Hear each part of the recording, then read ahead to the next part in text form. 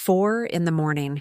That's when my world started crumbling, though I wouldn't know it for hours yet. The knock on my door wasn't urgent, just 3 soft taps that could have been mistaken for a branch hitting the window if I hadn't been lying awake anyway, staring at the ceiling where shadows from the streetlight danced like ghosts of better times. I wrapped my robe around my shoulders, the same blue terry cloth that Thomas had bought me 15 years ago, before his heart gave out and left me navigating this world alone.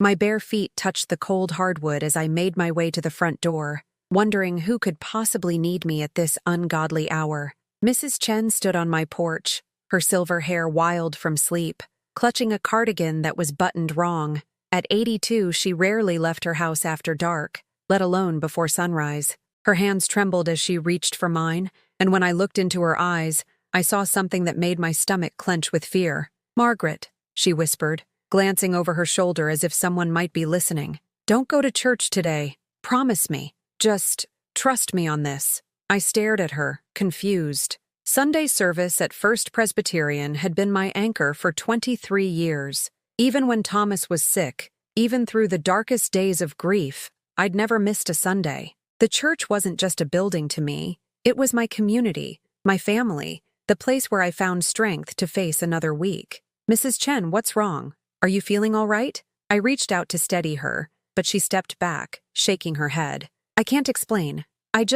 I heard things, saw things." Her voice cracked. "Please, Margaret, stay home today. Lock your doors. Don't answer the phone unless you know who it is." Before I could ask another question, she shuffled back across the yard to her own house, leaving me standing in my doorway with a chill that had nothing to do with the October morning air. Something deep in my chest, call it intuition, call it the wisdom that comes from raising a child alone after your husband dies, told me to listen to her. For the first time in decades, I stayed home on Sunday morning. I made coffee with hands that wouldn't stop shaking, tried to read my Bible, but the words blurred together, called Daniel twice, but it went straight to voicemail.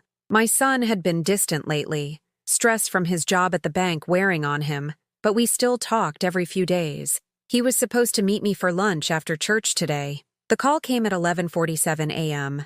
"Is this Margaret Morrison, mother of Daniel Morrison?" The voice was official, cold, completely devoid of the warmth I was used to from people in our small town. "Yes, this is she." My voice sounded strange, like it was coming from somewhere far away. "Ma'am, this is Detective Williams with the County Sheriff's Office. Your son has been arrested on charges of fraud, money laundering, and theft. He's being held pending arraignment." The phone slipped from my hands, clattering against the kitchen counter. The detective's voice continued, but it sounded like he was speaking underwater. Something about evidence, investigations, court dates. I picked up the phone with trembling fingers. "I'm sorry. Could you repeat that? There must be some mistake." "Ma'am, there's no mistake. Your son was apprehended this morning during Sunday service at First Presbyterian Church. We have evidence linking him to financial crimes involving church funds and several private accounts. You'll need to contact a lawyer." First Presbyterian, my church. The place where I'd baptized Daniel as a baby, where I'd sat through countless sermons about forgiveness and redemption, where the congregation had supported me through Thomas's illness and death. They'd arrested my son at the altar where I'd said my wedding vows 32 years ago. If you enjoy emotional stories like this one, please subscribe to our channel. We're working toward 1,000 subscribers, and it really helps our work. And comment with your city so we know where you're watching from. "What kind of evidence?" I managed to ask, though part of me didn't want to know. "Financial records show transactions made under your name and social security number, Mrs. Morrison. We'll need to speak with you as well, but you're not currently under arrest. However, I'd strongly advise you to retain legal counsel. Under my name, my social security number." The words hit me like physical blows, each one landing somewhere around my heart where the pain was already spreading like spilled ink on white paper. After the detective hung up, I stood in my kitchen for what felt like hours, staring at nothing. The coffee grew cold. The Sunday morning sun streamed through windows that suddenly felt like they belonged to someone else's house, someone else's life. My son, my Daniel, who used to crawl into bed with me during thunderstorms, who cried when he accidentally stepped on a spider, who held my hand at his father's funeral and promised he'd always take care of me, had somehow become a stranger capable of using my name to commit crimes. The first neighbor walked by around 2 o'clock. Mrs. Patterson, who'd brought me casseroles for months after Thomas died, who'd always stopped to chat when she saw me working in the garden. She crossed to the other side of the street when she saw me on the porch, her eyes fixed straight ahead like I was invisible. By evening, 3 more friends had done the same thing. People I'd known for decades, people who'd sat in my living room drinking coffee and sharing their troubles, suddenly couldn't meet my eyes. The phone rang constantly, local news stations wanting statements, reporters asking about the charges, about whether I knew about Daniel's activities, about how it felt to have my own son destroy my reputation in the very place I'd found solace for over 2 decades. I unplugged the phone after the 7th call. That night, lying in the bed I'd shared with Thomas for 21 years and slept in alone for 11 more, I tried to understand how everything I'd built, my place in this community, my identity as Daniel's mother, my standing in the church that had been my second home, had crumbled in the span of a single phone call. The shame felt like a living thing inside my chest, growing heavier with each breath. Not just the shame of what Daniel had allegedly done, but the deeper, more personal shame of not knowing, of being blind to whatever had driven my son to this point, of having my name connected to crimes I couldn't even fully comprehend yet. I closed my eyes and tried to pray, but for the first time in my adult life, the words wouldn't come.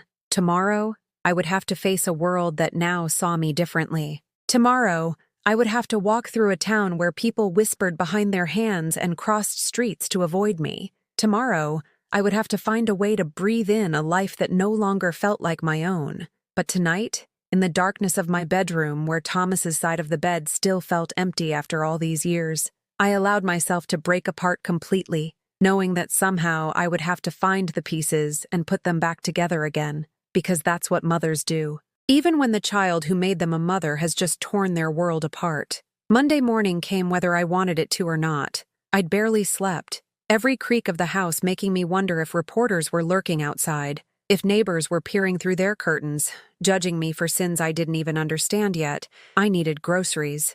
Such a simple thing. Milk, bread, the basic necessities that keep a person functioning when everything else has fallen apart. But walking into Miller's Market felt like entering enemy territory. The automatic doors slid open with their familiar whoosh, and immediately I felt it. The shift in atmosphere that happens when people suddenly have something to whisper about. Conversations stopped mid-sentence. Eyes that had looked at me with warmth and familiarity for over 20 years now held something else entirely. Sarah Miller, whose family had owned the store since before I moved to town, stood behind the customer service counter. We'd served on the church planning committee together for 5 years. She'd helped me organize the memorial service after Thomas died, staying late to arrange flowers and fold programs with hands gentle as prayer. "Morning, Sarah," I said, approaching her counter with a smile that felt like wearing someone else's face. She looked up from her paperwork, and for just a moment I saw recognition flicker across her features,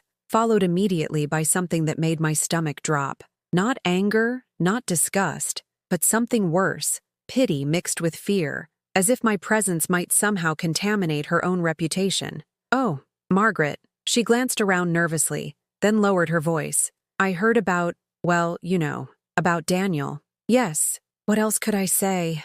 That it was all a mistake? That my son couldn't possibly have done what they were saying? I wasn't even sure myself anymore." "I'm sorry you're going through this," she continued, but her words felt hollow, rehearsed. The kind of sympathy you offer at arm's length, careful not to get too close to someone else's catastrophe. "If there's anything, I hope everything works out." She turned back to her paperwork before I could respond, effectively dismissing me in a way that felt like a slap. 20 years of friendship, reduced to awkward pleasantries and averted eyes. In the cereal aisle, I encountered Janet Rodriguez, my former Bible study partner. We'd spent countless Tuesday evenings together, sharing coffee and discussing scripture, supporting each other through divorces and deaths and the ordinary struggles that fill women's lives. When her daughter had gotten pregnant at 16, I'd been the one she called at 2 in the morning, crying and asking what she'd done wrong as a mother. Now she stood frozen by the Cheerios, her hand halfway to a box as if my presence had turned her to stone. "Janet," I said softly, hoping somehow we could find our way back to the easy companionship we'd shared for so many years. She turned, and I saw her face cycle through multiple emotions: surprise, discomfort, and finally, a kind of calculated distance I'd never seen from her before. Margaret. The way she said my name, careful and measured, told me everything I needed to know about where our friendship stood now. I wasn't expecting to see you out and about so soon. Soon. As if I should be hiding somewhere, ashamed to show my face in public. As if the accusations against Daniel somehow required me to retreat from the world until… what? Until people decided I'd suffered enough for crimes I had nothing to do with? Life goes on, I said, though at that moment it felt more like life was dragging me along against my will. I still need to eat. Janet nodded, but she'd already started backing away, putting physical distance between us, as if whatever had tainted my family might somehow spread to hers. Well, I have to pick up my granddaughter from school. She gestured vaguely toward the exit, though school wouldn't let out for hours yet. I watched her hurry away, abandoning her shopping cart in the middle of the aisle. Items she'd carefully selected: organic pasta, fresh vegetables, the expensive yogurt her husband liked, suddenly less important than escaping a conversation with me. At the checkout line, I found myself behind Dorothy Chen, no relation to my neighbor Mrs. Chen, despite the shared surname. Dorothy had been Thomas's nurse during his final months, had held my hand while I signed papers I didn't want to understand, had cried with me the day we decided to stop the treatments that were only prolonging his suffering. She'd been at his funeral, had brought food to my house for weeks afterward, had checked on me regularly during those first terrible months of widowhood. I'd considered her more than a healthcare professional. She'd become family during our darkest time.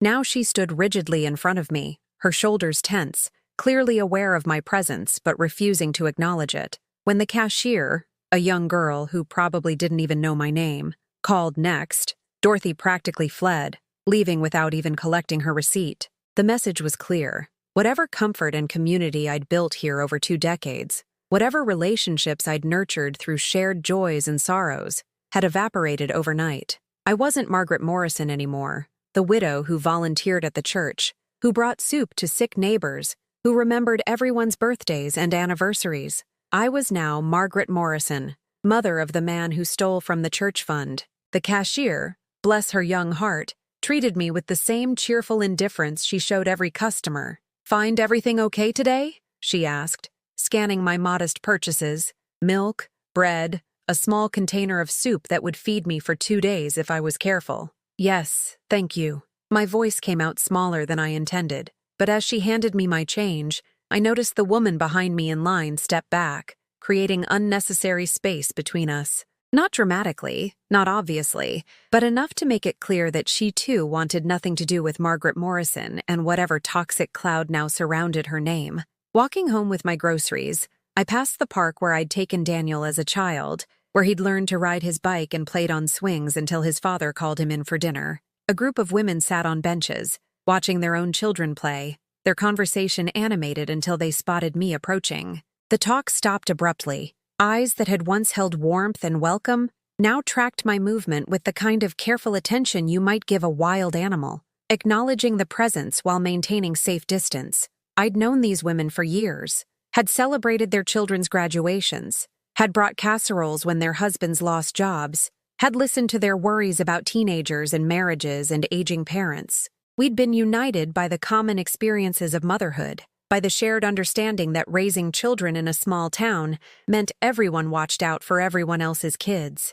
Now, I was no longer part of that invisible network of mutual support. I was the mother whose child had gone wrong, whose inability to raise her son properly had somehow threatened the safety of their own families. As I walked past their bench, one of them, Linda Harrison, whose son had played Little League with Daniel, actually moved to shield her daughter from my view, as if the sight of me might somehow corrupt the child. The gesture hit me like a physical blow.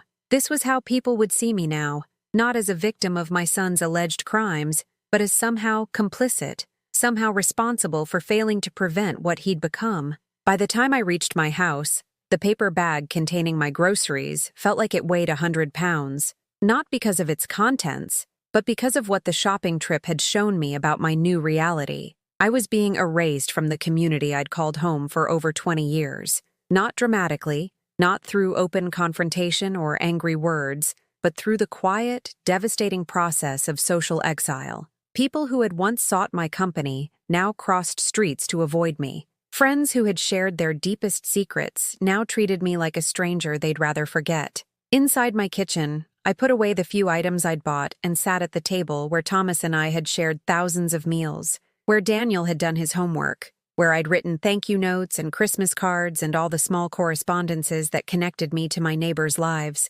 The silence in the house felt different now, not peaceful, but abandoned, like the quiet that settles over places where people used to live but don't anymore. I understood, with the sharp clarity that comes with complete devastation, that this was only the beginning. Tomorrow would bring more averted eyes, more conversations that stopped when I entered rooms, more friends who suddenly discovered urgent business elsewhere whenever they saw me coming. The bonds I'd spent decades building, through shared faith, common struggles, the simple daily interactions that weave people into communities, had been severed as cleanly as if someone had taken scissors to the threads that connected my life to everyone else's. And the cruelest part was that I still loved them all, still cared about their struggles, still wanted to help when they suffered, still felt genuine affection for people who could no longer afford to feel the same about me. I was learning what it meant to become invisible while still breathing, to watch relationships die while the people in them remained alive and well, just no longer willing to include me in their definition of who deserved their time and attention. The lawyer's office smelled like old leather and disappointment. William Garrett had handled Thomas's estate, had been nothing but professional and kind during the worst months of my life. Now he sat across from me with the same manila folder that seemed to contain my entire future, his expression carefully neutral in a way that made my hands shake. "Margaret, I'll be direct with you," he said, adjusting his glasses. "The evidence against Daniel is substantial. Bank records, forged signatures, transaction logs that span 8 months, and your name." He paused, clearly uncomfortable. "Your name and social security number appear on documents you never signed." I stared at the papers he spread across his desk like tarot cards predicting disaster. Numbers that meant nothing to me, signatures that looked like mine but felt foreign, bank accounts I'd never opened bearing my name in bold print. "I don't understand any of this," I whispered. "How could he use my information without me knowing?" "Identity theft within families is more common than people realize," William explained gently. "Children often have access to their parents' personal information. Daniel lived with you for 18 years, helped you with paperwork after Thomas died. He would have had multiple opportunities to memorize your social security number, forge your signature." The words hit me like physical blows. Every time I'd asked Daniel to help me with bills, every occasion when my arthritis made writing difficult and he'd offered to sign documents for me, every moment of trust between mother and son, all of it now twisted into evidence of my own naivety. "The district attorney wants to interview you," William continued. "They need to establish whether you had any knowledge of Daniel's activities. I'll be there, of course, but Margaret," he leaned forward, his voice dropping. "They're going to ask hard questions about your finances, your relationship with Daniel, your involvement in church activities. Some people might wonder how a mother could be completely unaware of her son's behavior. Some people." The phrase hung in the air between us, heavy with implication. Not just the authorities, my neighbors, my former friends, everyone who'd already started looking at me with suspicion and judgment. That evening, I finally worked up the courage to visit Daniel in jail. The Cumberland County Detention Center sat on the outskirts of town like a concrete monument to broken promises and failed dreams. I'd driven past it countless times over the years, never imagining I'd one day walk through its doors as anything other than a concerned citizen voting on budget measures. The visiting room was exactly what you'd expect. Harsh fluorescent lights, plastic chairs bolted to the floor, thick glass separating the outside world from the people who'd forfeited their right to live in it freely. Everything designed to strip away dignity, to make clear the distance between the innocent and the guilty. When they brought Daniel in, I barely recognized him. My son, who'd always taken pride in his appearance, who wore pressed shirts and polished shoes to his job at the bank, now wore an orange jumpsuit that hung loose on his frame. His hair, usually perfectly styled, stuck up at odd angles, but it was his eyes that truly broke my heart, empty in a way I'd never seen before, as if something essential had been drained out of him. He picked up the phone on his side of the glass, and I did the same, my hand trembling as I held it to my ear. "Mom?" His voice cracked on the single word. "Daniel." I pressed my free hand against the glass, wishing I could touch him, hold him, somehow bridge the distance between us that felt like more than just physical separation. "Help me understand. Please, help me understand what happened." He looked away, his jaw working as if he was trying to find words that didn't exist. "I can't explain it in a way that would make sense to you. Try me. I'm your mother. I've loved you since before you drew your first breath. Whatever you did, whatever led to this, I need to know why my name is on documents I never signed. Mom, please don't." His voice broke completely. "Don't make this harder than it already is."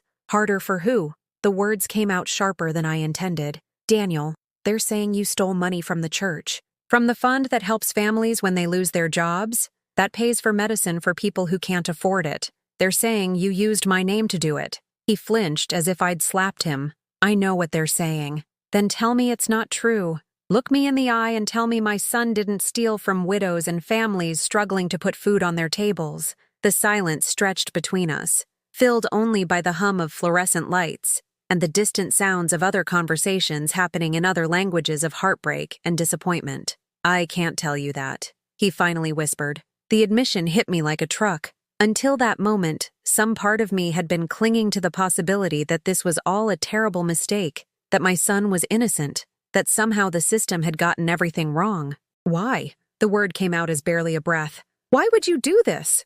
And why would you drag me into it? I thought I could fix it before anyone noticed. I thought I could put the money back and no one would ever know." "Put it back from where? Daniel, where did the money go?" He looked at me then, really looked at me, and I saw something in his expression that made my blood run cold. Not guilt, not shame, but fear. Raw, animal fear that went deeper than embarrassment or regret. "I can't tell you that either, Mom. I can't tell you anything that might help, because helping would only make things worse for both of us." "Worse how?" "Daniel, I'm already losing everything. People cross the street to avoid me. Friends I've had for 20 years won't make eye contact. The church I've attended my entire adult life feels like foreign territory. How could anything be worse than this?" He stood up abruptly, the plastic chair scraping against the floor. "You don't understand. This isn't about the money. This isn't about the church. This is about—" He stopped himself, shaking his head. "I have to go." "Daniel, wait."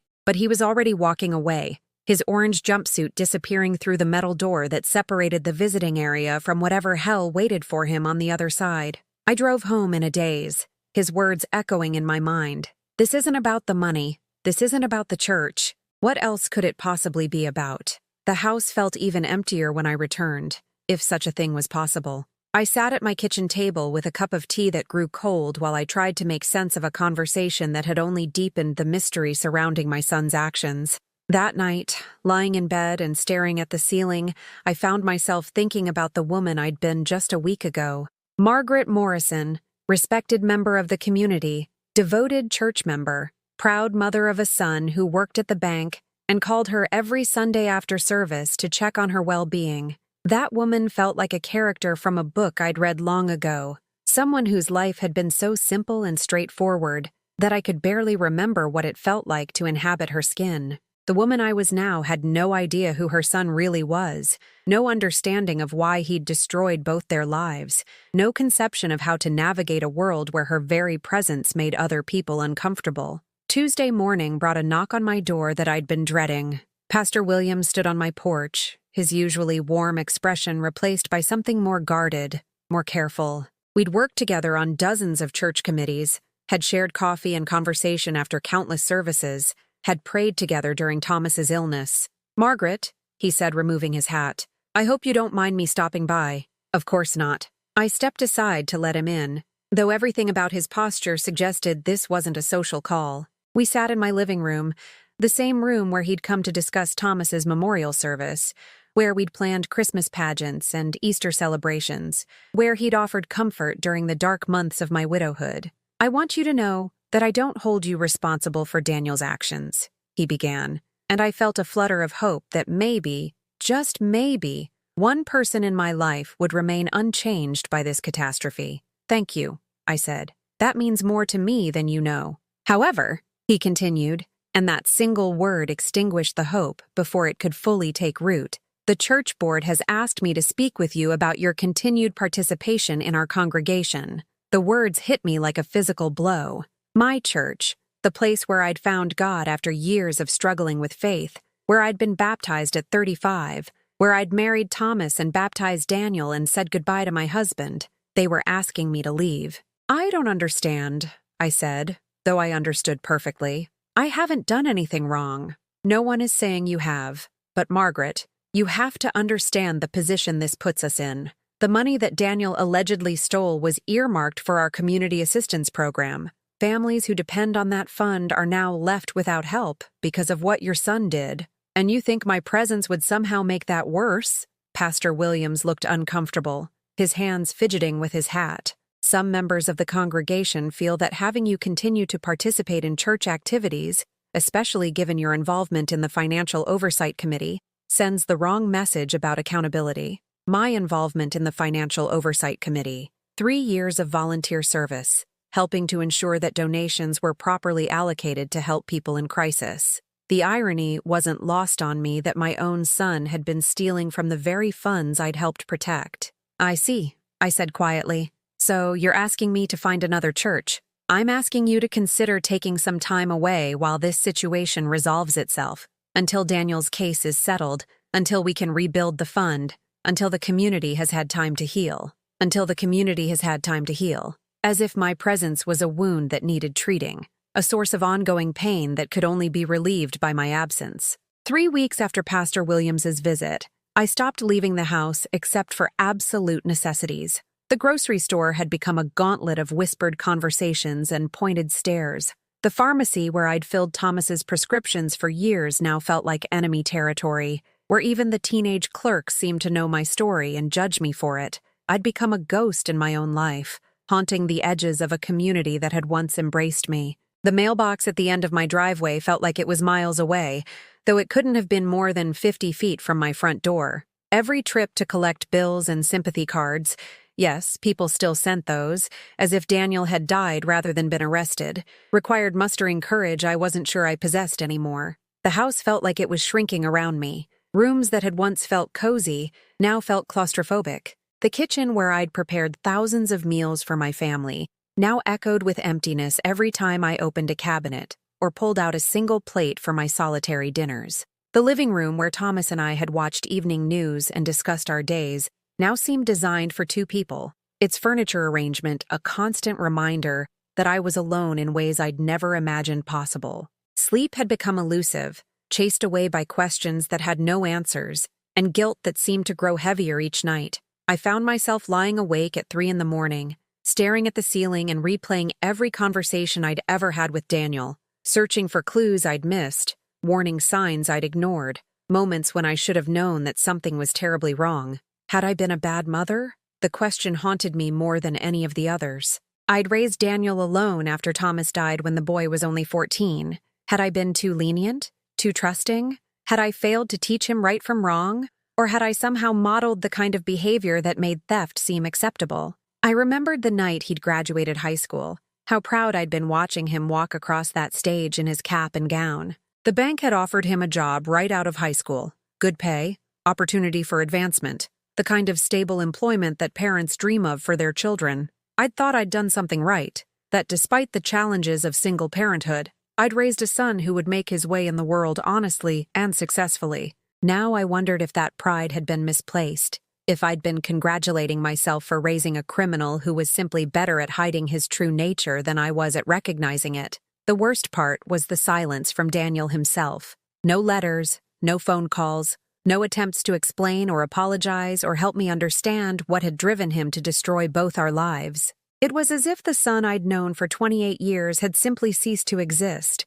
replaced by a stranger who bore his face but none of his heart. I'd written him letters, pages and pages of questions and pleas and expressions of love that felt increasingly desperate with each draft, but I never sent them. What was the point of pouring my heart out to someone who'd made it clear he had nothing to say to me? The church ladies stopped bringing casseroles after the first week. I understood why. How do you comfort someone whose child has stolen from the very organization you're representing? But the absence of those small kindnesses, Those gestures that had sustained me through Thomas's death and the early years of widowhood felt like another kind of abandonment. Mrs. Chen still checked on me occasionally, appearing at my door with groceries or simply sitting with me in silence while I tried to process the destruction of everything I'd thought I knew about my life. She never asked questions I couldn't answer, never offered advice I couldn't follow. She just sat with me in my grief, understanding that sometimes the most valuable thing one person can offer another is simple presence. "You know," she said one afternoon as we sat in my kitchen drinking tea, "in China, we have a saying, 'The bamboo that bends is stronger than the oak that breaks.' You think you're breaking, but maybe you're just bending." I wanted to believe her, but bending implied flexibility, resilience, the ability to return to an upright position once the storm passed. I felt more like kindling, dry, brittle, ready to crumble at the slightest pressure. The bills kept coming, of course. Utility companies and credit card providers didn't care about personal tragedies or family scandals. They wanted their payments on time regardless of whether your son had destroyed your reputation and your peace of mind. I found myself rationing electricity, keeping the heat low enough that I needed sweaters indoors, calculating whether I could afford both groceries and the phone bill in the same week. Thomas's life insurance had been enough to pay off the house, but the monthly expenses of maintaining property and utilities on a widow's fixed income had always required careful budgeting. Now, with legal fees draining what little savings I'd managed to accumulate, even the basics were becoming luxuries I wasn't sure I could afford. The lawyer bills alone were staggering. William Garrett had been kind about payment plans, but defending yourself against charges of being an accessory to your own son's crimes apparently required hourly rates that would have seemed impossible to me just a month earlier. Every consultation, every document review, every phone call added to a total that represented more money than I'd ever had access to at one time. I'd started going through Thomas's things, room by room, looking for anything of value that might help pay for Daniel's defense. 22 years of marriage leaves behind a lot of accumulated possessions, tools in the garage, books on shelves, clothes in closets that smell faintly of cologne even after 11 years. Most of it was worthless to anyone but me, items whose value lay in memory rather than monetary worth. But there were a few things: his watch, his coin collection, the hunting rifle he'd inherited from his father, that might bring enough money to help. The idea of selling Thomas's belongings to pay for Daniel's legal defense felt like another kind of betrayal, another way my son's actions were forcing me to sacrifice pieces of the life I'd built with his father. It was while going through Thomas's desk in the spare bedroom that I found something that stopped me cold. A manila envelope tucked between old tax returns and insurance documents, marked with Daniel's name in Thomas's careful handwriting. Inside, a letter dated 3 years ago, shortly before Thomas's final decline. The handwriting was shaky. The cancer had already begun affecting his coordination, but the words were clear enough. "Margaret," it began, "if you're reading this, I'm gone and something has happened with Daniel that I hoped never would. I've suspected for months that our son is in trouble, the kind that goes deeper than money problems or job stress. He's been asking questions about your finances, about insurance policies, about assets in ways that don't feel like innocent curiosity." My hands began to shake as I continued reading. "I've tried to talk to him, but he shuts down every time I bring up anything serious. There's a desperation in him that scares me, Margaret. I think he's gotten involved with people who won't accept no for an answer. I don't know details because he won't tell me, but I know our boy is in over his head with something that could destroy him." The letter went on for 2 pages, detailing Thomas's suspicions and fears, his unsuccessful attempts to get Daniel to confide in him, his growing certainty that whatever was happening would eventually come to light in ways that would hurt everyone involved. "I'm leaving this for you because if something happens after I'm gone, you need to know that Daniel's not acting entirely of his own free will. I think he's being coerced, blackmailed, or threatened into doing things he never would have chosen on his own. Our son has always been weak when it comes to standing up to pressure, but he's not evil. Whatever he does, whatever choices he makes, remember that the boy who held your hand during thunderstorms and cried when he accidentally stepped on a spider is still in there somewhere." The letter ended with instructions to look for additional information hidden in his copy of the Bible he'd kept beside his bed during his illness. The same Bible I'd been avoiding since his death because it was too painful to touch, too full of memories of his final months when he'd turned to scripture for comfort I couldn't provide.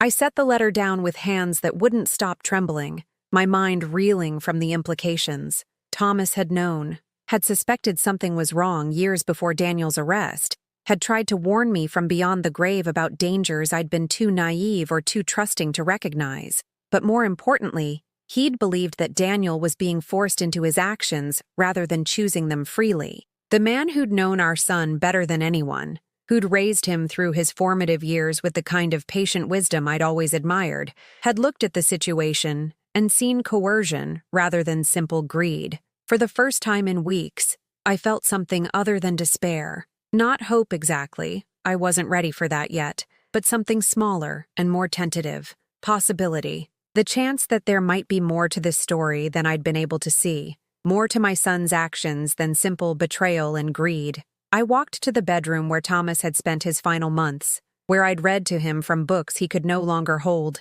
and helped him take medications that promised comfort, if not cure. The Bible lay on his nightstand exactly where I'd left it the day he died, covered in a thin layer of dust that spoke to my inability to face reminders of his suffering. With hands that barely felt like my own, I picked up the worn leather volume and began searching for whatever Thomas had hidden there, whatever final gift he'd left to help me understand the son whose actions had shattered both our lives. I had no idea what I would find, but for the first time since that early morning phone call from the detective, I felt like there might still be pieces of the puzzle I hadn't seen yet. And maybe, just maybe, those pieces would help me understand not just what Daniel had done, but why. The answers were there, waiting in the pages of a book I'd been too heartbroken to open. All I had to do was find the courage to look. The Bible opened like it had been waiting for me all these years. Thomas had marked certain passages with a yellow highlighter, verses about justice and protection, and standing up for those who couldn't stand up for themselves.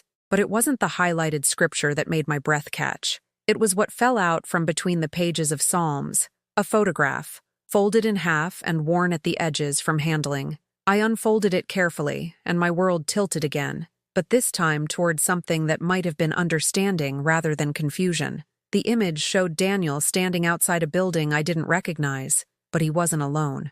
3 men surrounded him, and even in the grainy photograph, their body language was unmistakably threatening. One had his hand on Daniel's shoulder in a way that looked more like restraint than friendship. Another stood close enough that Daniel's face showed clear discomfort. Fear, even. On the back, in Thomas's shaky handwriting, March 15, 2019, Daniel meeting with Vincent Corelli's associates. Loan Shark operation confirmed. Vincent Corelli. Even I knew that name. Everyone in our county had heard whispers about the Corelli family, about their involvement in businesses that operated in the shadows of legitimate commerce, but I'd never imagined my son could have any connection to people like that. I kept searching through the Bible with trembling fingers, finding more photographs tucked between pages. Daniel leaving a downtown office building that I now recognized as the address for several businesses that had been investigated by the FBI over the years. Daniel getting into a car with license plates that Thomas had written down on a small piece of paper. Daniel's face in each image showing the same expression, fear barely concealed beneath a mask of forced compliance. Between the pages of Proverbs, I found a USB drive taped to the binding. Thomas had always been more comfortable with technology than I was, but he'd taught me enough about computers to know that USB drives contained files, information, evidence. My laptop was old. A machine Daniel had helped me buy when I'd finally admitted that email and online banking were necessities rather than luxuries for a woman living alone. It took several minutes to boot up, and my hands shook as I inserted the drive and waited for whatever Thomas had preserved for me to discover. The folder contained dozens of documents, bank statements that weren't ours, showing transactions in amounts that made my modest savings account look like pocket change. Photographs of Daniel meeting with the same men in various locations around the city. Email printouts that made my stomach clench with their implications. One email chain, apparently forwarded to Thomas by someone whose identity was blacked out, showed correspondence between Daniel and someone identified only as VC. The messages were brief, clinical, but their meaning was clear enough even to someone who'd never been involved in anything more dangerous than a church bake sale. Payment due by 15th. No extensions. I need more time. I can get it by month end. Time is a luxury you can't afford. We discussed consequences. Please, I'll find another way. The way is already chosen. Your mother's accounts provide sufficient collateral. My mother's accounts. They'd been threatening me, using me as leverage against my son, forcing him to choose between protecting me and committing crimes that would destroy both our lives. I scrolled through more emails, piecing together a story that made my heart break for entirely different reasons than it had been breaking for the past month. Daniel hadn't set out to steal from the church, or forge my signature, or destroy our family's reputation. He'd been trapped by people who understood exactly how to manipulate a son's love for his mother. The timeline became clearer as I read. 3 years ago, shortly after Daniel had started working at the bank, he'd borrowed money from the wrong people. Not for drugs or gambling or any of the vices that might have explained his desperate choices, but to pay for experimental cancer treatments that insurance wouldn't cover. Treatments for Thomas during those final months when we'd been willing to try anything to buy him more time. The legitimate medical bills had been staggering, but we'd managed those through payment plans and the gradual depletion of our savings. What I hadn't known was that Daniel had sought additional funding from sources that operated outside the conventional financial system, people who didn't accept "I can't pay" as a final answer. By the time Thomas died, Daniel owed Vincent Corelli's organization more than $60,000. Money that had bought my husband an extra 4 months of life. Treatments that had given us more time together even though they hadn't been able to save him. Money that had come with interest rates and collection methods that no legitimate lender would ever employ. The USB drive contained recordings, too, phone conversations that Thomas had apparently managed to capture between Daniel and his creditors. His voice, begging for more time, promising to find ways to pay that wouldn't involve criminal activity. Their voices, calm and matter-of-fact as they explained exactly what would happen to his mother if the debt wasn't satisfied according to their terms. Banks have security systems, Mr. Morrison, but houses don't. Elderly women living alone are vulnerable in ways that young men like yourself should consider carefully. My son's voice on the recording, broken and desperate. She's never hurt anyone in her life. This is between you and me. No, son. This became about her the moment you decided her signature was worth $60,000 in forged loan documents. Now you work for us until the debt is satisfied, plus interest, plus the cost of our patience. I had to stop the recording, my hands shaking too badly to control the mouse. Daniel hadn't been stealing out of greed or entitlement or moral failure. He'd been protecting me from people who would have had no hesitation about harming an elderly widow to collect a debt her son couldn't pay. The church fund hadn't been his first choice, I realized as I continued reading. The emails showed months of him trying to find other solutions.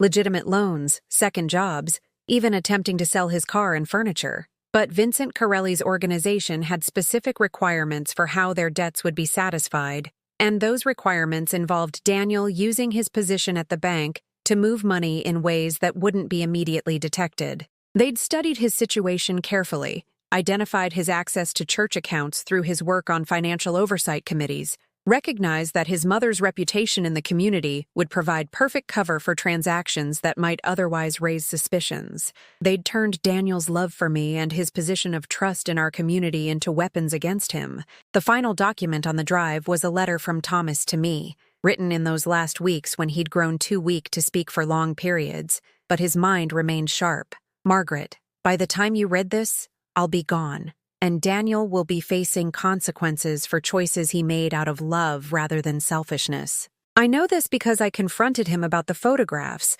about my suspicions, about the fear I saw in his eyes every time someone called the house and he insisted on answering first. He broke down and told me everything. About the money he borrowed to pay for treatments that might save my life. About the people who were threatening to hurt you if he didn't find ways to pay them back with interest that accumulated faster than he could earn honest money. About the sleepless nights he spent trying to find solutions that wouldn't destroy either of our lives. I told him to come to the police, to tell you the truth, to find legal ways to handle people who operate outside the law. But he was convinced that involving authorities would only put you in more danger. That people like the Corelli organization had ways of reaching into places where the law was supposed to provide protection. I want you to know that our son committed crimes, but he committed them as acts of love rather than betrayal. He chose to sacrifice his own freedom and reputation rather than allow strangers to harm the mother who raised him with nothing but kindness and integrity. I'm leaving this evidence for you because Daniel won't defend himself. He's accepted that his choices will be judged by their consequences rather than their motivations. But you deserve to know that the son you raised is still the same boy who held your hand during thunderstorms.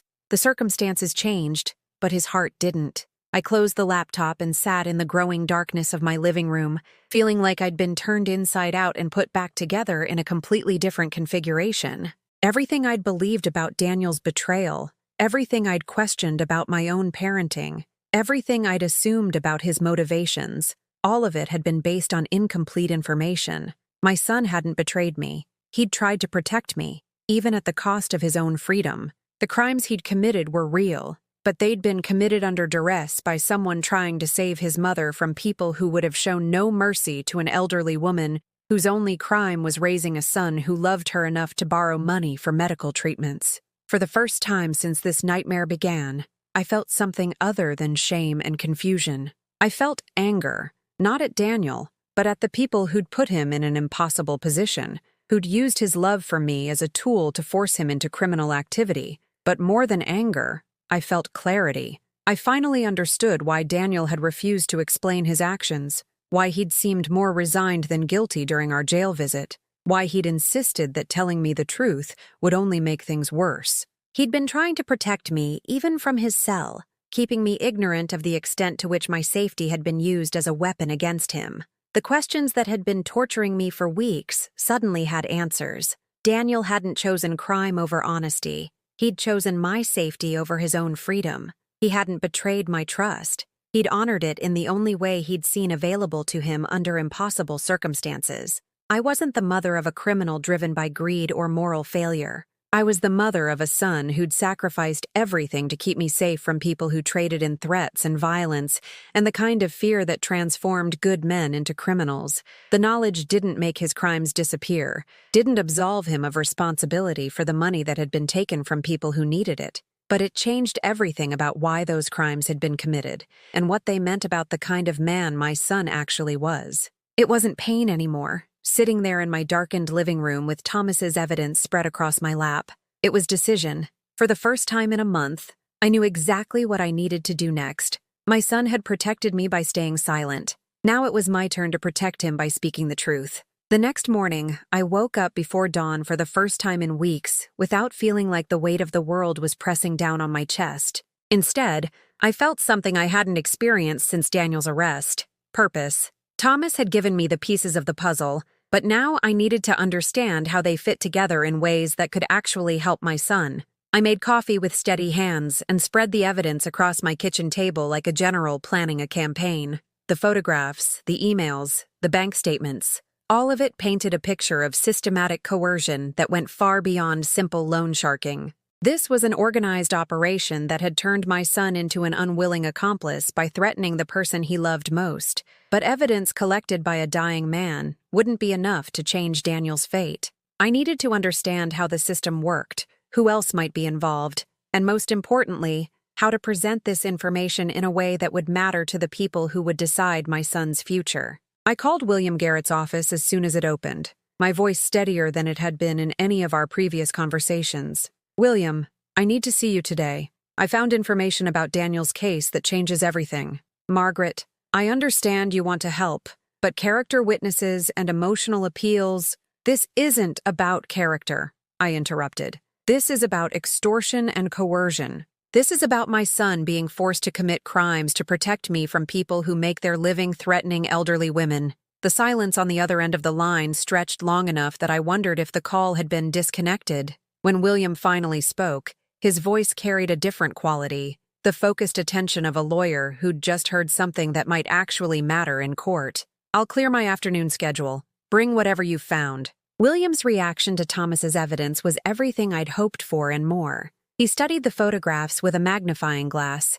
examined the email printouts with the careful attention of someone who understood their legal significance, and listened to the recorded phone conversations with expressions that shifted from skepticism to amazement to something that might have been anger. "Margaret, This is extraordinary. If we can authenticate these recordings, if we can verify the identity of the voices on these calls, this could completely change the trajectory of Daniel's case. What do you mean? I mean that coercion is a legitimate defense against charges of theft and fraud. If Daniel can prove he was acting under duress, that his family was being threatened with physical harm unless he committed these crimes, it doesn't eliminate his legal responsibility, but it dramatically reduces his culpability. He leaned back in his chair, studying the documents with the expression of someone recalculating complex equations. The problem is that proving coercion requires more than just evidence that it occurred. We need to demonstrate that the threats were credible, that Daniel had reasonable fear for your safety, and that he had no viable alternatives to criminal activity. But the evidence Thomas collected is a good start, but it's not enough on its own. These emails could have been fabricated. The photographs don't prove ongoing threats. The recordings might not be admissible depending on how they were obtained and whether the participants knew they were being recorded. My heart sank. For a moment, I'd allowed myself to believe that Thomas's foresight and careful documentation would be enough to save Daniel from consequences he didn't deserve. But William was right. I needed more than historical evidence. I needed proof that would stand up in court, testimony that couldn't be dismissed as the desperate lies of a mother trying to save her guilty son. What kind of additional evidence would we need? I asked. Corroboration from other victims, financial records showing the pattern of coercion across multiple cases, testimony from law enforcement officials who've investigated the Corelli organization, proof that Daniel attempted to seek help through legitimate channels before resorting to criminal activity. William paused, studying my face with the careful attention of someone trying to gauge whether his next words would be helpful or devastating. Margaret, what I'm about to suggest is potentially dangerous. If the people who coerced Daniel discover that you're investigating their organization, you could become a target yourself. But if you're willing to take certain risks, there might be ways to gather the additional evidence we need. What kind of risks? The kind that involve a 68-year-old widow deliberately making herself visible to people who've already demonstrated their willingness to threaten elderly women to achieve their objectives.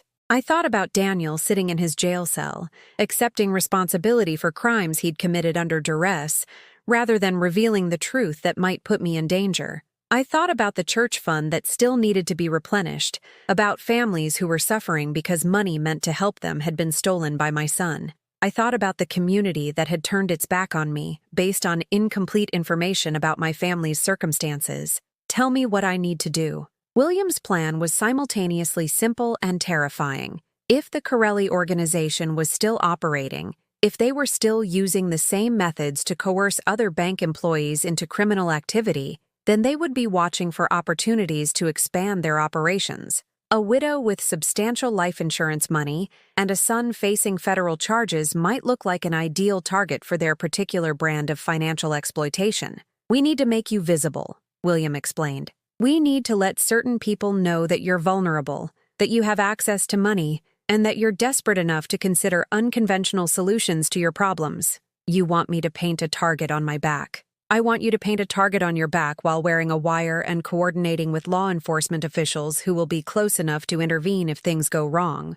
The FBI agent William arranged for me to meet was younger than Daniel, a serious woman named Agent Torres who looked like she'd never had a moment of doubt in her professional life. She studied Thomas's evidence with the same careful attention William had shown, but her questions were sharper, more focused on details that would matter in criminal proceedings.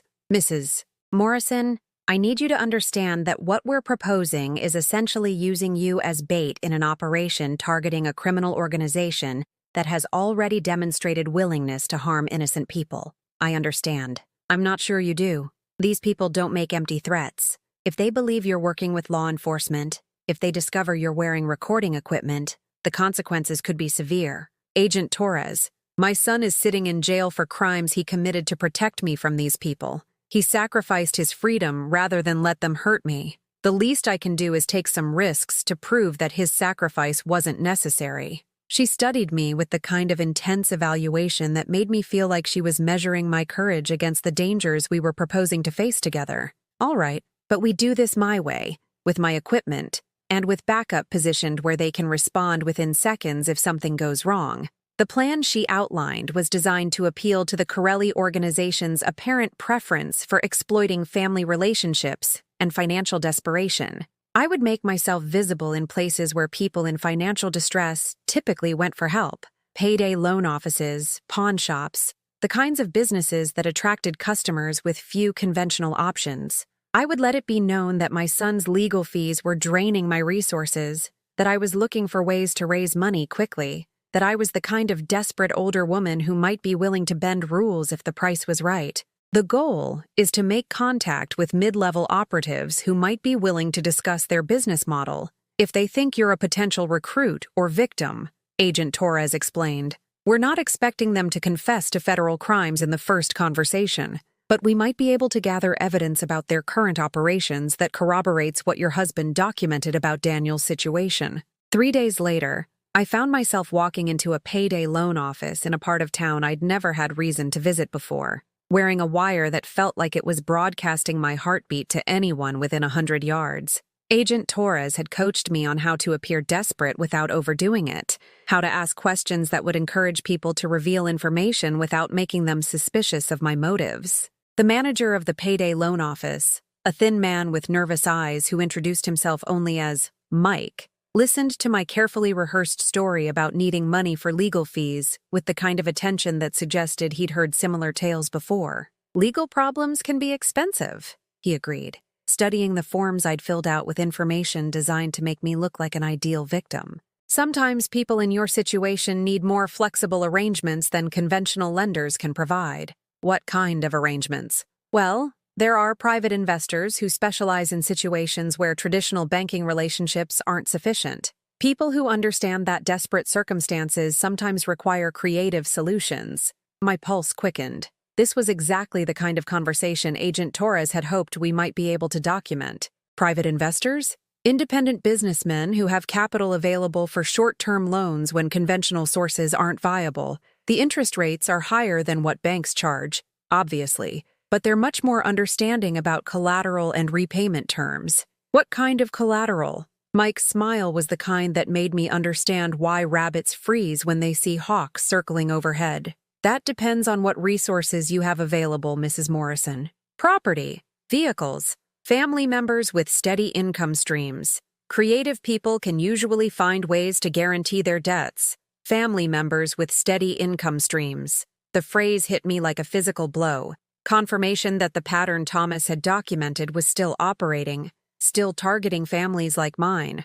I'm not sure I understand. Let's just say that when someone really needs money, there are always ways to ensure that loans get repaid on schedule. The important thing is commitment to meeting your obligations, no matter what circumstances might arise. I left the payday loan office with business cards for 3 private investors, a recording of Mike's carefully worded threats, and the sick certainty that Daniel's experience with the Corelli organization was far from unique. That evening, as I sat in my kitchen reviewing the day's events with Agent Torres, I realized that something fundamental had shifted in my relationship with fear. For weeks, I'd been afraid of everything, afraid of leaving my house, afraid of facing my neighbors, afraid of the judgment and whispers that followed me everywhere I went. But now I was afraid for other people, other families who might be facing the same impossible choices Daniel had been forced to make, other sons and daughters who might be pressured into criminal activity to protect elderly parents from people who traded in desperation and family loyalty.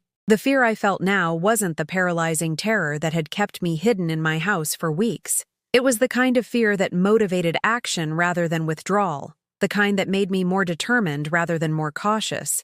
Tomorrow, Agent Torres and I would make contact with the first of the private investors Mike had recommended. Tomorrow, I would take the next step in a process that might finally give Daniel the chance to tell his story in a way that people would believe. But tonight, I felt something I hadn't experienced since this nightmare began, the certainty that I was finally fighting for my son, instead of simply enduring the consequences of his choices. The meeting with Vincent Corelli's representative was scheduled for Thursday afternoon at a coffee shop downtown, the kind of public place where 2 people could have a private conversation without attracting attention. Agent Torres had positioned herself at a corner table with a clear view of my booth, disguised as a businesswoman working on her laptop while nursing an oversized latte. The wire I wore felt heavier today, more significant somehow, as if it carried the weight of all the evidence we needed to prove Daniel's innocence. My hands weren't shaking anymore. Somewhere over the past week, fear had transformed into determination,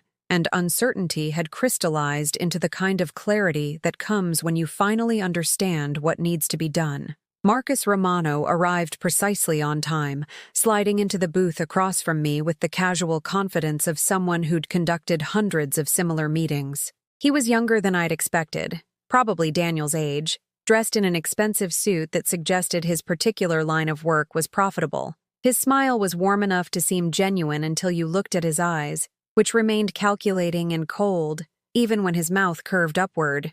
"Mrs. Morrison," he said, extending his hand across the table. "Mike tells me you're looking for financial solutions to some pressing problems." "That's right." I kept my voice steady, remembering Agent Torres's coaching about appearing desperate without seeming suspicious. "My son's legal situation has become quite expensive, and conventional lenders aren't interested in helping someone with my financial profile." "Legal troubles can be challenging," Marcus agreed, stirring sugar into his coffee with deliberate slowness, especially when they involve family members whose poor choices create consequences for everyone around them. The casual cruelty in his words, the implication that Daniel's poor choices had created our current situation, made my stomach clench with anger, but I forced myself to nod in agreement, to play the role of a desperate mother who believed her son was guilty of the crimes he'd been charged with. "Exactly. I never imagined I'd find myself in this position, but here you are." Marcus leaned back in his seat, studying me with the kind of attention that made me feel like livestock being evaluated for purchase. "The question is what you're willing to do to improve your circumstances." "I'm not sure I understand." "Mrs. Morrison, let's speak plainly. You need money. I represent people who have money to lend. But my clients require certain guarantees that their investments will be protected, regardless of circumstances that might interfere with conventional repayment schedules." There it was, the same language Mike had used, the same carefully worded threat that left room for plausible denial while making the underlying message perfectly clear. "What kind of guarantees?" Marcus smiled, and this time the expression reached his eyes in a way that made me understand why Daniel had been so terrified of these people. "Well, for instance, your son worked at First National Bank before his unfortunate legal troubles. Steady income, access to various financial systems, the kind of resources that could ensure loan repayment even if personal circumstances became difficult." My heart hammered against my ribs, but I forced myself to maintain eye contact. "My son is in jail. He can't help with anything right now." "Of course not. But jail is temporary, Mrs. Morrison. Men like your son, educated, skilled, motivated by family loyalty, they can be very valuable employees when they understand the consequences of disappointing their employers." "I don't think I'm comfortable with—" "Comfort is a luxury," Marcus interrupted, his voice dropping to a tone that carried unmistakable menace despite its conversational volume. "Your son learned that lesson already. He spent months trying to find comfortable solutions to his financial obligations. And where did it get him? Federal charges, public humiliation, a mother facing poverty because she can't afford the legal representation he needs." The recording device hidden beneath my sweater captured every word, every subtle threat, every casual admission that Daniel had been working for these people under duress. But Marcus wasn't finished. "The beautiful thing about family relationships," he continued, "is how they create natural incentives for cooperation. A son who might resist certain business opportunities becomes much more flexible when his mother's safety depends on his willingness to be helpful." "Are you threatening me?" Marcus looked genuinely surprised by the question, as if the idea that his words could be interpreted as threatening had never occurred to him. "Mrs. Morrison, I'm offering you a loan. The terms require collateral, just like any business transaction. Your son's future cooperation represents part of that collateral, just as your house, your car, and your personal safety represent other parts. Your personal safety." He'd said it so casually, with the same tone he might use to discuss interest rates or payment schedules. This was how they operated, not through dramatic threats or obvious intimidation, but through the kind of matter-of-fact discussion of violence that made resistance seem futile and compliance seem reasonable. "What if I said no? What if I decided I wasn't interested in your loan?" Marcus sipped his coffee, considering the question with the air of someone indulging a child's hypothetical curiosity. Well, then you'd continue struggling to pay your son's legal bills, wouldn't you?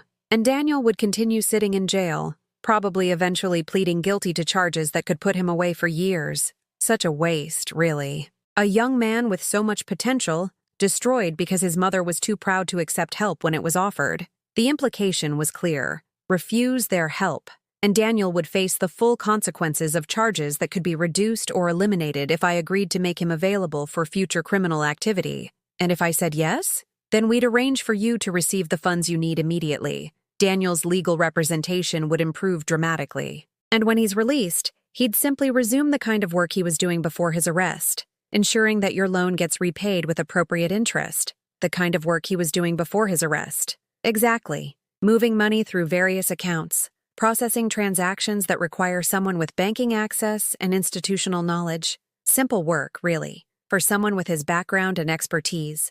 Marcus reached into his jacket and pulled out a business card, sliding it across the table with fingers that were soft and manicured. The hands of someone who'd never done physical labor, but was intimately familiar with other kinds of violence. Think about it, Mrs. Morrison. Your son is facing federal charges that could put him in prison for a decade. Your savings are nearly depleted. Your community has turned against you, and your options for conventional help are essentially non-existent. We're offering you a way out of an impossible situation. With conditions. Everything has conditions. The question is whether you prefer conditions that you can live with, or circumstances that will destroy what's left of your family. I took the business card with hands that barely trembled, understanding that this moment represented the culmination of everything Agent Torres and I had been working toward. We had recordings of explicit threats, detailed descriptions of criminal operations, and clear evidence that Daniel had been coerced into illegal activity to protect me from exactly this kind of intimidation.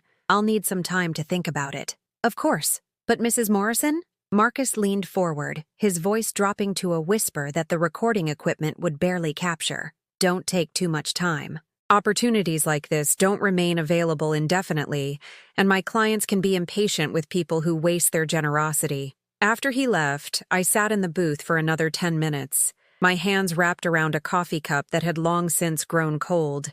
Agent Torres remained at her corner table, typing on her laptop as if nothing significant had just occurred. But I could see the tension in her shoulders that suggested she'd heard enough through her earpiece to understand the magnitude of what we'd just accomplished. That evening, in Agent Torres's office, we listened to the recording 3 times. Each playback revealed new layers of incrimination, additional evidence that the Corelli organization operated exactly as Thomas's documentation had suggested, by identifying vulnerable families and using love as a weapon to force good people into criminal activity. This is extraordinary, Mrs. Morrison, Agent Torres said, rewinding the recording to Marcus's casual discussion of Daniel's future cooperation. We have him on tape explicitly describing an ongoing criminal enterprise, detailing methods of coercion, and making direct threats against your safety. What happens now? Now we arrest Marcus Romano and use his cooperation to build cases against the entire organization. The evidence you've gathered, combined with what your husband documented, should be more than sufficient to demonstrate that Daniel was acting under duress. Will it be enough to get the charges dropped? Agent Torres paused, choosing her words carefully. It should be enough to get them reduced significantly. Daniel still committed crimes, Mrs. Morrison. He still stole money from people who needed it. But coercion is a powerful mitigating factor, especially when the threats involved family members and we can prove that he attempted to find legal alternatives before resorting to criminal activity. 3 days later, the FBI raided 4 businesses associated with the Corelli organization, including the payday loan office where I'd first made contact with their network. Marcus Romano was arrested along with 6 other people, charged with racketeering, extortion, and conspiracy to commit financial crimes. The local newspaper ran the story on the front page, describing the investigation as one of the largest organized crime operations ever uncovered in the region. William Garrett called me that afternoon with news that made me cry for the first time in weeks, tears of relief rather than despair. The prosecutor wants to meet with us tomorrow, he said. They're prepared to offer Daniel a plea agreement that would involve restitution and community service rather than prison time, in exchange for his testimony against the Corelli organization. He'll be coming home? He'll be coming home, Margaret. Your son is coming home. That night, I called Daniel for the first time since his arrest. When the jail put me through to him, his voice sounded different. Not the hollow resignation I'd heard during our last conversation, but something that might have been hope. Mom, I heard about the arrests. How did you— Your father left me evidence, Daniel. Evidence that showed me what really happened, why you made the choices you made. I know about Vincent Corelli. I know about the threats. I know that you were trying to protect me. The silence on the other end of the line stretched long enough that I wondered if the call had been disconnected. When Daniel finally spoke, his voice was thick with tears. I'm sorry, Mom. I'm so sorry you had to go through this. I thought if I kept quiet, if I just accepted responsibility, they'd leave you alone. You were trying to protect me, I said. Now it's my turn to protect you. I love you, Mom. I love you too, sweetheart. And tomorrow we're going to start fixing this mess together. For the first time in months, those words felt like a promise I could keep. The courthouse steps felt different this time. 6 months ago, I'd walked up these same stairs feeling like a criminal myself, weighted down by shame and confusion and the crushing certainty that my son had betrayed everything I'd taught him about right and wrong. Today, I climbed those steps with Daniel beside me, both of us dressed in our best clothes, both of us ready to face a community that was finally going to hear the truth. The local newspaper had run a series of articles about the Corelli organization's arrest and the revelation that several local families had been victimized by their extortion tactics. Daniel's story was front-page news, but this time the headlines read, "Local man coerced into theft to protect elderly mother," instead of "Bank employee arrested for church fund theft." The difference those words made in how people looked at us was profound. Where I'd once seen judgment and disgust in my neighbors' faces, I now saw sympathy and something that might have been admiration for the lengths my son had gone to protect me. The plea hearing was scheduled for 10 o'clock on a Tuesday morning, but people had started gathering outside the courthouse by 8:30. Some were there out of curiosity, drawn by the dramatic revelations about organized crime in our quiet community. But others had come to show support. Members of families who'd been helped by the church fund Daniel had been forced to steal from. People who understood that victims of extortion deserved compassion rather than condemnation. Mrs. Chen was there, of course, standing near the courthouse entrance with a small bouquet of flowers from her garden. She'd been my lifeline during the darkest weeks of this ordeal, checking on me when everyone else had crossed streets to avoid me, bringing groceries when I was too ashamed to show my face in public. I knew, she said simply when I thanked her for her support. I've lived long enough to recognize when good people are being destroyed by circumstances beyond their control. Your son has his father's eyes. Kind eyes. I never believed he could steal from people who needed help unless someone was forcing him to do it. Pastor Williams was there too, looking uncomfortable, but determined to do what he apparently considered his Christian duty. He approached us as we waited for the courthouse doors to open, his expression a mixture of apology and hope. Margaret, he said, removing his hat exactly as he had when he'd come to ask me to leave the church. I owe you an apology. I owe both of you an apology. You were protecting your congregation, I replied, surprised to discover that I felt no anger toward him anymore. You couldn't have known the truth when I didn't know it myself. But I should have trusted in your character instead of basing my judgment on appearances.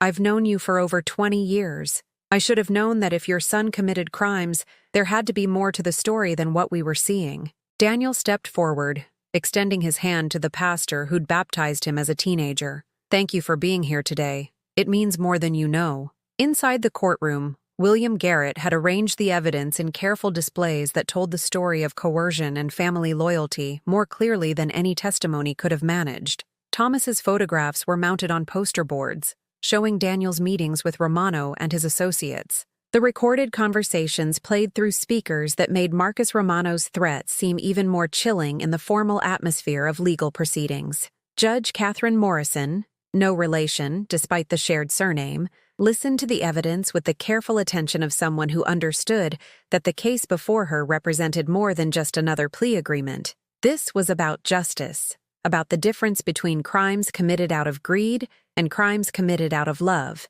When it came time for Daniel to address the court, he stood with the quiet dignity of someone who'd accepted responsibility for his actions while finally being allowed to explain the circumstances that had led to them. Your Honor, he began, his voice steady despite the emotion I could see in his eyes. "I want to start by acknowledging the harm my actions caused to people who trusted me and to organizations that serve our community's most vulnerable members. The money I took was meant to help families in crisis, and my theft prevented that help from reaching people who desperately needed it." He paused, gathering his thoughts, or perhaps his courage. "But I also want the court to understand that every crime I committed was an attempt to protect my mother from people who had made it clear they would harm her if I didn't comply with their demands. I spent months trying to find legal ways to satisfy the debt I owed them, but they weren't interested in conventional repayment plans. They wanted me to use my position at the bank to help them move money through accounts that wouldn't attract regulatory attention." Daniel's voice grew stronger as he continued, and I realized this was the first time he'd been allowed to tell his story publicly, the first time anyone outside our family and legal team had heard his explanation for choices that had seemed inexplicable just months earlier. "I want to apologize specifically to the families who were denied assistance because of money I stole from the church fund. I want them to know that I understand how my actions affected people who were struggling with their own crises, and I want them to know that I'll spend the rest of my life working to make amends for the harm I caused." The judge studied Daniel for a long moment, her expression impossible to read. When she finally spoke, her words carried the weight of someone who'd spent decades distinguishing between criminals who deserved punishment and people who'd been forced into impossible situations. "Mr. Morrison, the evidence presented to this court demonstrates that you were the victim of a sophisticated extortion scheme that used your love for your mother as a weapon against you. While this doesn't excuse your criminal activity, it provides crucial context for understanding your motivations." She shuffled through the papers before her, consulting sentencing guidelines and precedent cases that would determine my son's future. "The court sentences you to 2 years probation, 500 hours of community service to be performed through organizations that assist victims of financial crimes, and full restitution to the church fund and any other accounts from which money was stolen. You'll also be required to testify against members of the Corelli organization when their cases come to trial. No prison time." Daniel would be coming home today, free to rebuild his life and repair the damage that had been done to our family and our community. As we left the courthouse, the crowd that had gathered to witness the proceedings erupted in applause. Not the polite, restrained clapping you might expect outside a legal proceeding, but genuine enthusiasm for a story that had ended with justice rather than tragedy. Sarah Miller from the grocery store was among the first to approach us, her eyes bright with tears and something that looked like relief. "Margaret, I'm so sorry for how I treated you when this all started. I should have known you better than that. I should have known your family better than that." "You couldn't have known," I replied, meaning it. "I didn't know myself." Janet Rodriguez was there too, along with several other women from our former Bible study group. The distance and discomfort I'd seen in their faces during the worst weeks of this ordeal had been replaced by something warmer, something that looked like the friendship we'd shared before fear and misunderstanding had driven us apart. "We'd like you to come back to our Tuesday meetings," Janet said, "if you're willing. We've missed you, and we've learned some hard lessons about the importance of standing by our friends when they're facing difficulties." That afternoon, Daniel and I drove to the church where this nightmare had begun, where his arrest had shattered my sense of security and belonging. Pastor Williams had called ahead to let the congregation know we were coming, that we had things to say that needed to be heard by the people who'd been most directly affected by Daniel's crimes.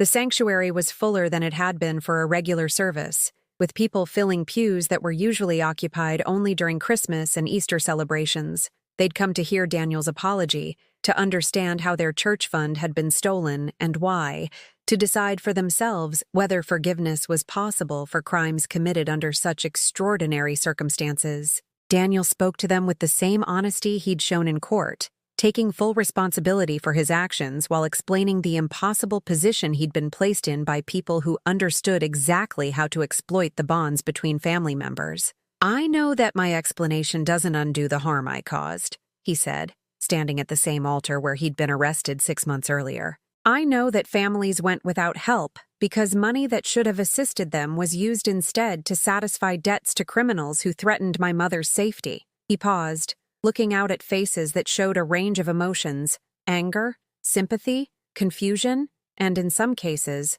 understanding. "But I want you to know that I've spent every day since my arrest thinking about the people I hurt, and I'll spend the rest of my life working to ensure that the fund I damaged is stronger than it was before my crimes weakened it. The response wasn't immediate applause or forgiveness. Real healing takes time, and trust once broken requires patience to rebuild. But I could see in the faces of our congregation that understanding was possible, that people were willing to separate the criminal acts from the love that had motivated them. After the service, as people filed out of the sanctuary in small groups that buzzed with quiet conversation, an elderly man I didn't recognize approached Daniel with tears in his eyes. "Son," he said, his voice thick with emotion, "my grandson got mixed up with some bad people a few years ago. Different situation, but same kind of pressure, same kind of threats against family members. I know what it's like to watch someone you love make terrible choices because they're trying to protect someone else."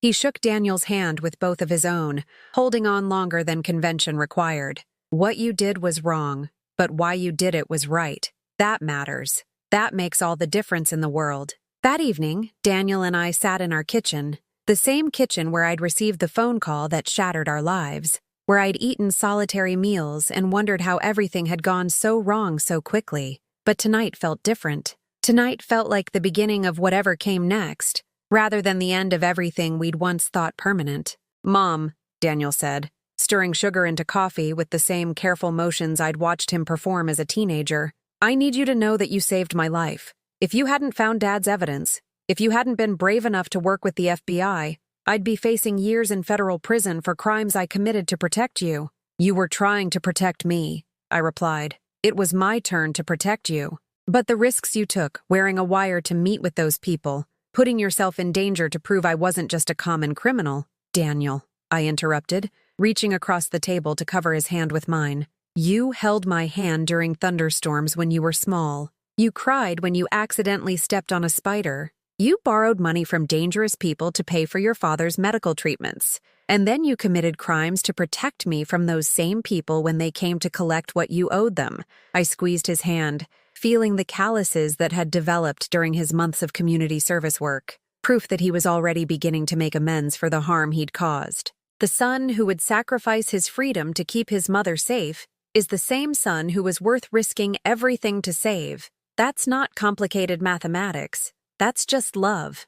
Outside our kitchen window, the neighborhood had settled into its evening routine. Dogs barking as their owners returned from work, children playing in backyards while parents prepared dinners, families gathering around tables for meals and conversation and the ordinary blessings of domestic life. We were part of that routine again, no longer the family whose shame made others uncomfortable, no longer the cautionary tale whispered about in grocery store checkout lines. We were simply Margaret and Daniel Morrison, mother and son, people who'd survived something terrible and emerged with our love for each other intact. I understood now that justice isn't always about punishment fitting crimes. Sometimes it's about truth, finally being heard by people who are ready to listen. Sometimes it's about communities learning the difference between accountability and abandonment, between holding people responsible for their actions and recognizing when those actions were motivated by love rather than selfishness. Sometimes justice looks like a son coming home to the mother who never stopped believing that underneath all the evidence and appearances and legal complications, he was still the boy who held her hand during storms. That night, for the first time in months, I fell asleep easily, surrounded by the quiet sounds of a house occupied by people who belonged there, people who'd chosen each other again and again, despite circumstances that could have torn them apart forever. And in the morning, when Daniel came downstairs to make coffee and read the newspaper at our kitchen table, I knew that we'd both learned something about the difference between justice and revenge, between earning forgiveness and demanding it, between love that endures and love that conquers. We'd learned that sometimes the strongest thing you can do is trust that the people who truly know you will eventually see past their fear to the truth that was always there, waiting to be discovered by anyone brave enough to look beyond appearances to the hearts that beat underneath.